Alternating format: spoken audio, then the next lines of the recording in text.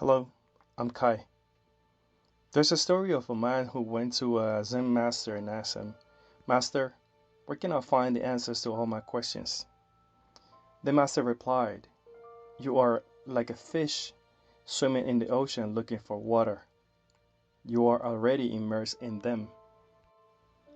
The man was confused and asked the teacher to explain.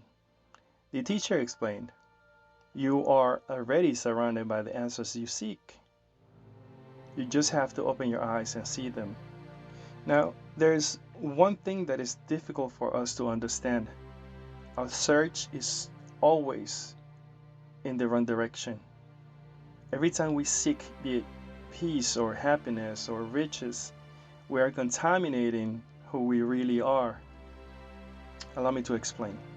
Every time we are in search of answers to our issues, we always put our attention on external things. In other words, we look for answers from the guru. We want to know what the Buddha said about our question, or Jesus Christ, or the pastor in a church. We constantly believe that the answer to our questions comes from someone else, never from us. All the questions you have are basically the same questions. These are, how can I suffer less and feel better? Or, how can I stop suffering? It all comes down to this. The thing is that your answers and your truth will appear as if by magic when you get disappointed at the fact that you will never find the right answer outside of you and you stop asking. Think about what happens when you try to find an answer to some situation in your life. The more you push to know what to do, the less you know what to do.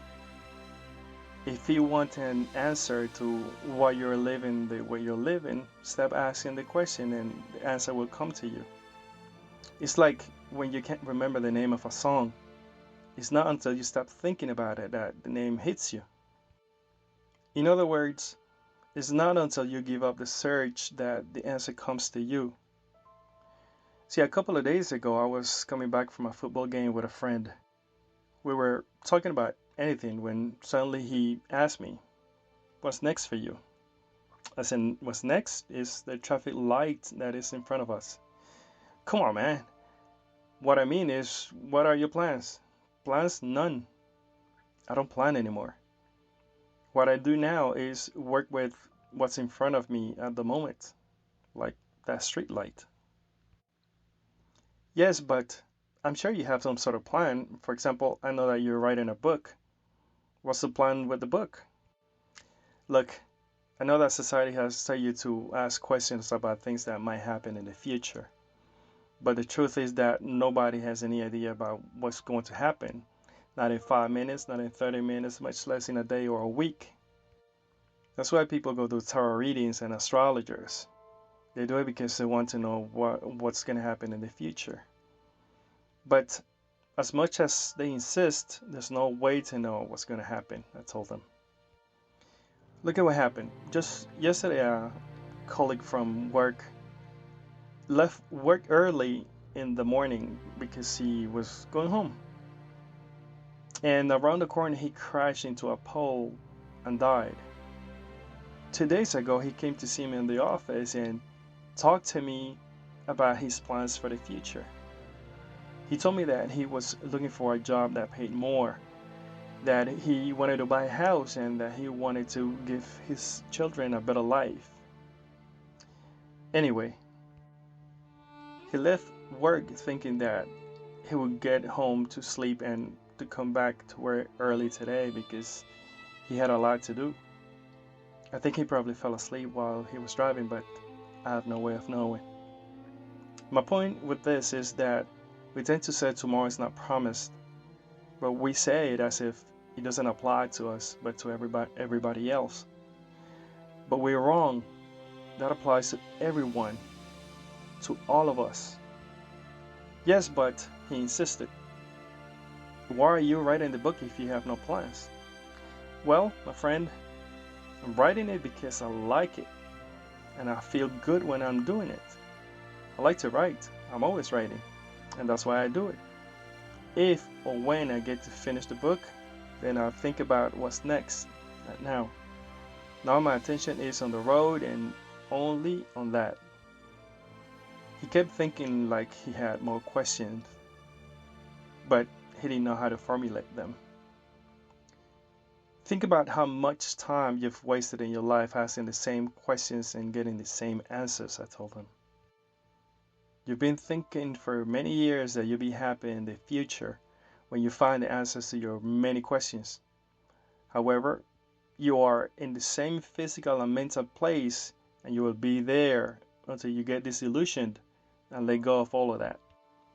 How long does it take for you to realize that you have the answers you're looking for and no one else? How long does it take for you to realize that the way you're doing things is just not the way that will give you the answers you're looking for?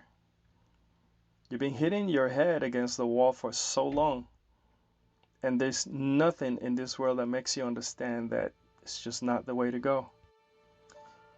If you've been doing something in one way for so many years without getting the results you're looking for, why do you keep doing it? You have to do things in the opposite way. You have to think otherwise or be otherwise. Understand this. You can only ask questions from your level of knowledge. I could never ask a question specific to quantum mechanics because I don't know anything about it. Likewise, I couldn't ask about rocket science because I don't know what to ask. In the same way, all the questions you may have come from things you already know. That's why you already have the answer to your questions. But I get it. The human mind tends to seek external validation and meaning from the narrative that of a society that equates success with happiness and with purpose and material possessions and achievement and relationships. Since we are children, we are bombarded with cultural norms and expectations that dictates our ambition and our desires. And this leads us to believe that satisfaction can only be found in getting external things that say that we are successful. For instance, you have a Toyota and all of a sudden you get a Land Rover. And you have a Land Rover and all of a sudden you get a boat. You get a small boat and all of a sudden you get a yacht. You get a yacht and then all of a sudden you get a plane. And everything just because we want that external validation. And what this conditioning does is it perpetuates the cycle of constantly looking outside of ourselves for the next source of validation. And so we go from one thing to another, to another, to another, looking for answers in the wrong places. So I really hope you get this solution as soon as possible, to the point that you just stop searching and finally get what you want. Now I'm gonna invite you to share this video and let's continue the conversation. So let's carry on until the lambs become lions. I'll see you on the next one.